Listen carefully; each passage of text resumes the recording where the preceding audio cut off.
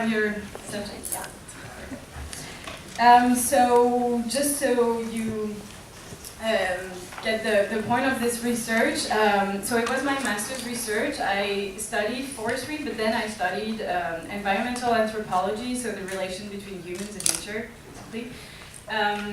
So you're going to see it's a bit different. The idea is you're not maybe going to get the full extent of the research I did for my master's, but the idea is to show some other ways maybe to get into forestry and to deal with forestry topics.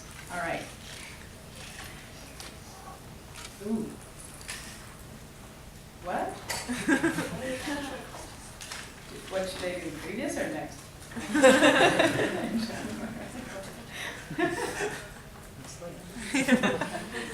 All right. Okay, never mind. That's fine. No, did I have something? Or? Doesn't like the first one. Yeah, okay. Maybe I just show it like that. Right? So my master's research was about the property fencing trend. You're going to get to know a bit more what that is in an area in France, and to see how these fences which are being put around the property, the forestry properties, actually question the values associated to forest ecosystems. So this is France, right? And you see the area I studied, which is like 5,100 hectares, sorry. It's like 70% of forest. And so it's in the center of France, quite close to Paris. And it's mostly a land where there's hunting. To give you a bit of a background, developing agriculture or silviculture hasn't been really successful because of like very poor soils. So renting and selling hunting rights has actually been the way to exploit natural resources there and to have an economical gain. It's mainly private-owned land. It's a heritage from aristocracy. And it's been getting more and more into like the must-have of the wealthy people to actually get a hunting property in that area of France. So it's kind of something to like show off. You're buying it, you're selling it. So what has been happening since like the 70s is these people putting up like very large fences around their property, their forestry property. It can be like up to several thousand hectares. In order to regulate animal and human fluxes. So that's like 2 to 3 meters high, and you can see like there's so much game that it damages the forest like that, because it eats up everything, and well, that's mainly wild boar and deers. We're going to see another picture. Yeah, that's more for like birds. I don't know how to say that in English. Like. When you have birds, right? Like small game, I don't know how to say that. This is also like up to 3 meters and would go around the property like several thousand hectares. So I don't know if you can imagine like driving along a road and you get this huge fence along your road. So the project I was in, because they studied like how many fences there were in that area, and it was up to 670 kilometers of fences along the roads. So the idea was to actually study how these fences were impacting on the ecosystem and to include a part of like social studies in that. So my objectives were to identify and to describe how the practices were in relation to the natural environment and how the fences were actually interacting in that process and what were the consequences on the natural resource and local population. This, to give you a bit of the background, the idea is really to see like not humans separated from nature, but just we're all in this and we're doing something with nature. So it was really like challenging myself with this interdisciplinary project, putting a bit of anthropology, which sounds quite crazy, right, in this ecological project. So the point was to get immersed for 6 months in the territory, which means that I like lived there really. Did different kind of interviews, but mostly participating in like global events like hunting whatever was going on. Sorry, I didn't manage to translate that.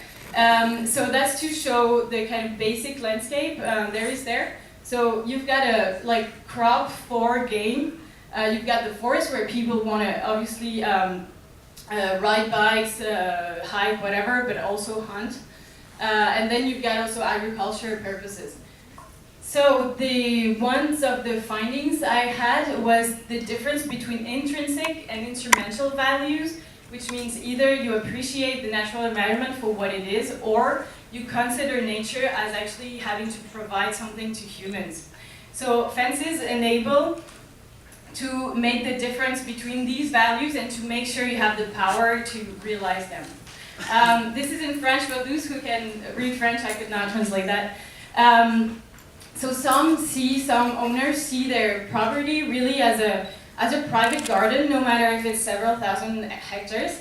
And for the hikers or the ones who are enjoying nature, it's more the idea of seeing witnessing, I said theater, nature is enchanted and I want to be able to see all the game going around and I don't want to be disturbed in that, and the fence is actually going to stop me from doing that because I can't go into all these properties, right?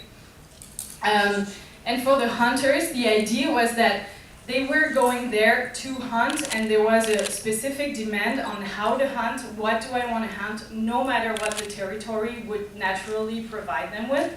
So the fences were enabling them to actually put different areas and saying, okay, I want here some wild boars, here I want some birds, and so on. So that was symbolizing the power the owners could have on the land, and they could choose actually which activity they wanted on their land. Wow, this is going way too fast. Can I stop it for real? Sorry, I'm cheating. It's just I want to stop on that. So the idea was, for me the question was, is this an open expression of a conflict? Like I put my fence because I don't want to have to deal with you, I just want to do my things in my only property? Or is it because there are some unwritten agreements, more from history, how the society should be run, and now that you get people who want to hike, new kind of practices, and people from cities, all these kind of old agreements are not understood by everyone. So you actually need to put up those fences to make sure things are respected. We can talk more about that if it's not being very clear. And so as a kind of conclusion, one of the ideas to kind of solve that problem was to see the game more as a flux, saying that it's not in France, as long as it is living, it's not belonging to anyone. This is Latin, so don't worry if you don't understand it. It's just by law, it means it doesn't belong to anyone. So you could actually see it as water, running through the properties, and questioning in that way, what's a common good in this area, and how are those fences actually not enabling the game to be this local common good. So the fences were definitely radicalizing, sorry, I'm talking too much. We're definitely radicalizing perceptions on both sides, so by the owners, by the hikers, or the other users of the area. And it really enabled people to control, and that was really, I don't know, that struck me so much, to control animal and human fluxes and to withdraw themselves from the natural environment and just deciding what do I want to do here, no matter what the environment can provide me with. And this was really a symbol of domination. And I would have to explain some more of the French context, but between different social classes, the ones who have the properties and the ones who can just use them.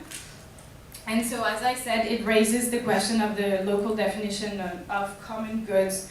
And this, as a conclusion, was used in that project to actually put up some discussion groups on this local area and to see how the people could actually start talking in between themselves and maybe find a common sort of solution or something like that. Thank you.